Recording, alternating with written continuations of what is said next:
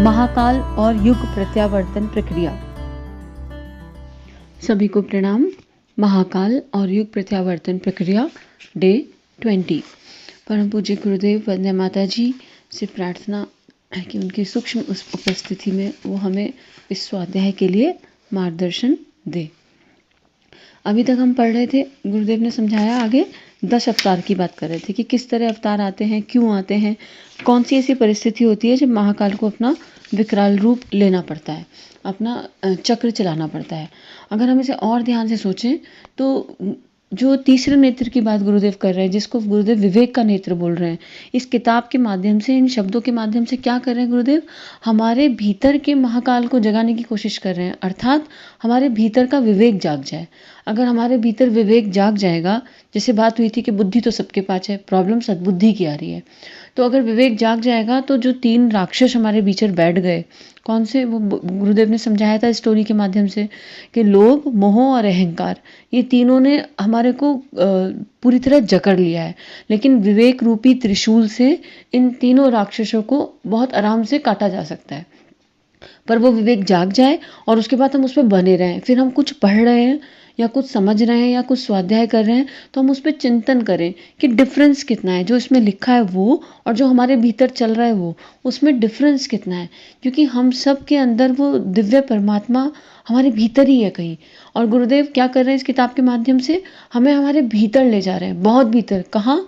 कि हम वो प्योरेस्ट फॉर्म में पहुंच जाएं जिस फॉर्म से हमने ये यात्रा शुरू करी थी। इमेजिन कीजिए, जब हम पहली बार इस दुनिया में आए होंगे तो कितनी प्योरेस्ट फॉर्म होगी ना, बूंद की। समुद्र की एक एक बूंद प्योर होती है, लेकिन फिर अलग अलग संस्कार हमारे ऊपर जम गए और आज हमारी स्थिति ये बन गई। तो विवेक रूपी त्रिशूल से सारे दैत्यों का वध करते हुए, और अंदर प्रेम भाव है, और यहाँ देखिए कि वो विवेक रूपी त्रिशूल हमारे अंदर सारे राग, द्वेष, छल, कपट, ये जो नेगेटिव इमोशंस हैं, सारे नेगेटिव जो एनर्जीज हैं, उन सबको खत्म कर देगा। और कहाँ ले जाएगा हमें? बिल्कुल प्योरेस्ट फॉर्म में, जहाँ हम सब एक हैं, जहाँ हमारे अंदर मानवता है, जहाँ हमारे अंदर परोपकार है, करुणा है, दया है, कंपैशन, मतलब ये सारे भाव ऑटोमेटिक हैं, कहीं से बोरो नहीं करने पड़ेंगे, क्योंकि ये आत्मा के मूल गुण हैं, बेसिक है आत्मा की, बेसिक रिक्वायरमेंट है आत्मा की, तो इन्हें कहीं से लाना नहीं पड़ेगा, ये ऑटोमेटिक प्रकट होने लगेंगे। तो इस अभी तक गुरुदेव यही कर रहे हैं। आगे हम और पढ़ते हैं गुरुदेव और क्या लिख रहे हैं अवतारों की श्रृंखला में। युग परिवर्तन की आशा पूर्ण करने के लिए अतीत काल में अनेक अवतार हुए। कहीं 10 का, कहीं 24 का वर्णन मिलता है।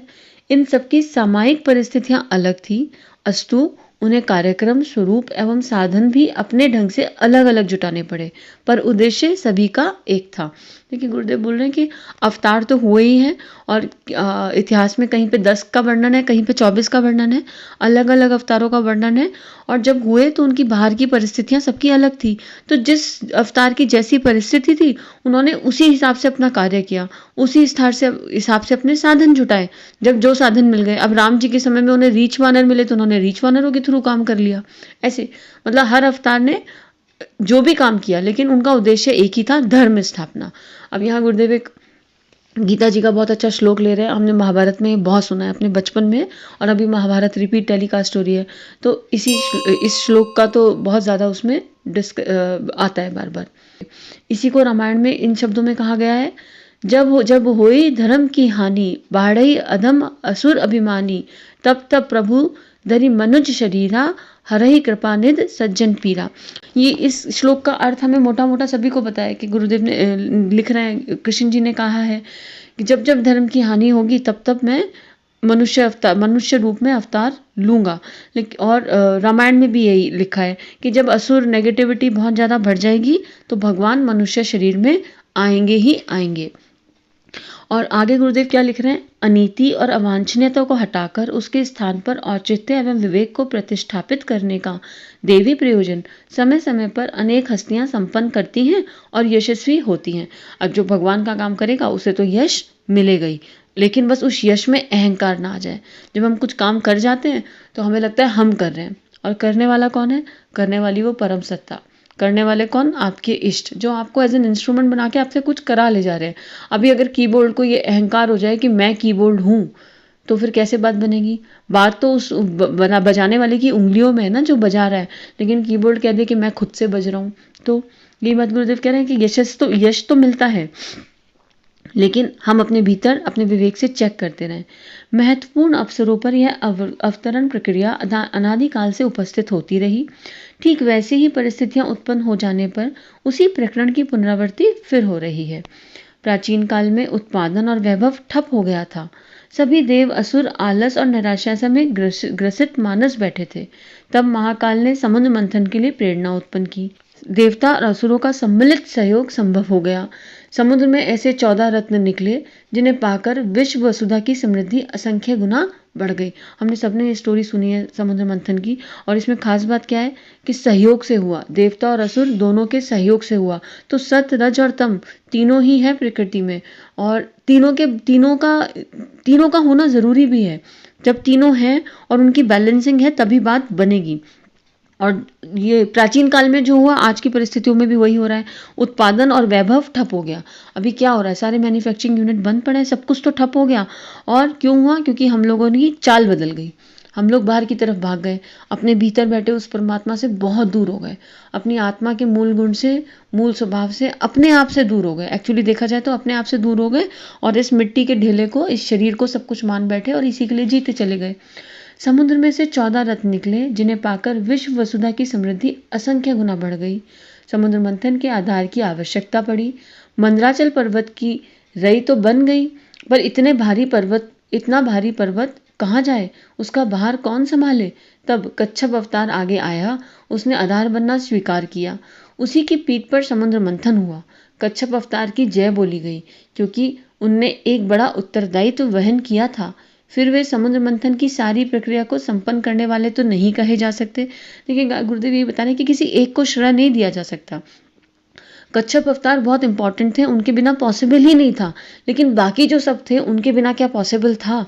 कल यही बात कर रहे थे ना कि अगर एक मैनेजर कहे मैं अकेला सब कुछ कर लूंगा टीम की हेल्प के बिना, तो क्या वो कर पाएगा? तो गुरुदेव यही बता रहे हैं कि किसी नाम में, किसी चेहरे में नहीं अटकना है, नहीं फंसना है। सबके सामूहिक एफर्ट से, कंबाइंड एफर्ट से काम बनता है। जिस समय सर्प की रस्सी बनाई गई थी, जैसे जिन देवताओं और असुरों ने लंबी अवधि तक श्रम किया था, जिस समुद्र ने अपने गर्भ से निकलकर वे रत्न दिए, उन सभी का सहयोग असामान्य था। वस्तुतः सभी की सम्मिलित विजय थी। तात्विक दृष्टि से देखा जाए तो इस उपलब्धि का श्रेय उस भावनात्मक प्रवाह को है जिसने लोकमानस में एक विशेष प्रकार की हलचल उत्पन्न की और जिसने अप्रत्यक्ष रूप से उसके साधन उपकरण जुटाने का असंभव कार्य बना दिया। तो भी इतिहासकार इस उपलब्धि का श्रेय कच्छप अवतार को देते हैं। इसमें कोई बड़ा दोष भी नहीं, पूरी न सही एक महत्वपूर्ण भूमिका तो आखिर उनकी थी भी। लेकिन गुरुदेव दोनों बात कह रहे हैं, उनके बिना संभव ही नहीं था, वो नहीं होते अगर आधार ही नहीं होता। अब अगर हमें मनुष्य तन ही नहीं मिलता तो हम ये सब कर रहे होते जो कर रहे होते। तो इस मनुष्य तन की अपनी एक गरिमा है, लेकिन अगर हम इस मनुष्य तन को बैलेंस रूप में, मतलब जिस कार्य के लिए इंस्ट्रूमेंट मिला था, शरीर रूपी इंस्ट्रूमेंट मिला, उसी कार्य के लिए इसको लगाएं तो बात बन जाए। लेकिन हम इसी में खो जाएं और मान लें बस यही सब कुछ है और बाकी कुछ है ही नहीं, लोग पर लोग, तो बात बनेगी नहीं। तो गुरुदेव कह रहे हैं कि सबको श्रेय मिला, सबकी इंपॉर्टेंस थी, लेकिन कच्छप अवतार की एक अलग महत्वपूर्ण भूमिका रही, ये हमें मानना होगा। पर उससे भी ज्यादा इंपॉर्टेंट भूमिका किसकी रही? उस भाव प्रवाह की, जो विवेक गुरुदेव इस किताब के माध्यम से हमारे भीतर जगाना चाहते हैं कि अपने विवेक को जगाओ, अपने भीतर जाओ, अपनी भावनाओं को देखो कि क्या आपका, मतलब हर समय अलर्ट हो जाओ, एक एक भाव की प्रति अलर्ट हो जाओ। पहले भाव आ रहे हैं, क्या मेरा ये भाव परमार्थ के लिए है क्या स्वार्थ के लिए? अगर लग रहा है कि कोई भाव स्वार्थ के लिए है, किसी भाव में ईर्ष्या है, किसी के लिए द्वेष है, राग है, नेगेटिविटी है, तुरंत उसको वहीं ड्रॉप कर दो। उस भाव को वहीं, नहीं इसको अंदर जाने की परमिशन नहीं है, इस भाव को वहीं ड्रॉप कर दो। हर समय अलर्टली अपने अंदर अपने हर एक विचार को चेक करना है। अच्छा कौन सा विचार क्यों आ रहा है? किसी के लिए गुस्सा तो नहीं आ रहा है, किसी के लिए मन में नेगेटिविटी तो नहीं आ रही? अगर ऐसा कुछ आ रहा है वहीं कि वहीं उसको ड्रॉप कर दो। नहीं, ये तो अंदर जाने लायक ही नहीं है, क्योंकि हमें कहाँ जाना है?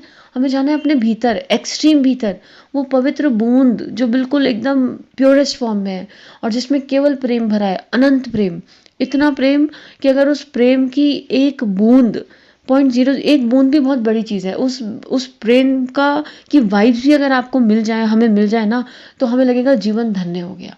हमें लगेगा बस यही तो सब कुछ है, इसके आगे भी कुछ हो सकता है क्या? ऐसा सोचेंगे हम, इसके आगे भी कुछ हो सकता है क्या? हालाँकि यात्रा अनंत है, आगे बहुत कुछ होगा, लेकिन हम एक कदम तो बढ़ाएँ उसकी तरफ, अपने भीतर उस आनंद की तरफ, जहाँ फिर हमारी डिपेंडेंसी जो बाह्य चीज़ों पे है ना, वो ख़त्म हो जाए और हमें कोई चीज़ इम्पैक्ट ना करे। जैसे आज लॉकडाउन है, तो अगर लेडीज़ की बात करें तो कितना सारा काम है घर में, और आप ये काम मुस्कुराते करते चले जाओ तो कितनी बढ़िया बात है। लेकिन अभी काम करते करते मन में विचार आ जाते हैं, कोई हेल्प नहीं करता है, एक्सपेक्टेशंस हैं, बच्चा ऐसा नहीं कर रहा, हम तो अकेले पड़ गए। इस तरह के थॉट्स आते होंगे, ये नेचुरल है, बीइंग ह्यूमन। क्यों? क्योंकि हम भीतर कनेक्ट ही नहीं हो रहे, हम काम को काम के जैसे देख रहे हैं। और अगर हम देखें हर तरफ वो परमात्मा है, तो आपको एक एनर्जी अंदर से मिलने लगेगी, असीम एनर्जी मिलने लगेगी, और आपको पता ही नहीं चलेगा। ऐसी भाई हमारे हैं, ऑफिस वर्क फ्रॉम होम भी करना है, बच्चे घर में परेशान करते हैं, कितनी सारी चीज़ें हैं ना। ये छोटे छोटे एग्जाम्पल ले रहे हैं, पर ऐसे हर समय हर परिस्थिति में डेली कुछ ना कुछ ऐसी चीज़ होती है जो हमें इम्पेक्ट कर जाती है। और अगर हम अपने भीतर से कनेक्ट होंगे तो ये इम्पैक्ट होना बंद हो जाएगा। आधी इन्फॉर्मेशन तो अंदर जाएगी ही नहीं। आप अभ्यास करते रहोगे ना, प्रैक्टिस करते रहोगे, अरे ये भाव, ये विचार, ये अंदर जाने लायक नहीं है, तो धीरे धीरे अपने आप सबकॉन्शियस फीड हो जाएगा कि कौन सा विचार अंदर जाने लायक है। आगे कल पढ़ते हैं। आज के लिए इतना ही। सभी को प्रणाम। परम पूज्य गुरुदेव वंदे माता जी के श्री चरणों में नमन वंदन। विश्व कल्याण के लिए शांति की प्रार्थना। ओम शांति शांति शांति। सर्वारिष्ट सुशांतिर्भवतु। हमारे YouTube चैनल को सब्सक्राइब करें और बेल आइकन को दबाकर ऑल पर क्लिक करें ताकि नोटिफिकेशंस आपको मिलती रहे।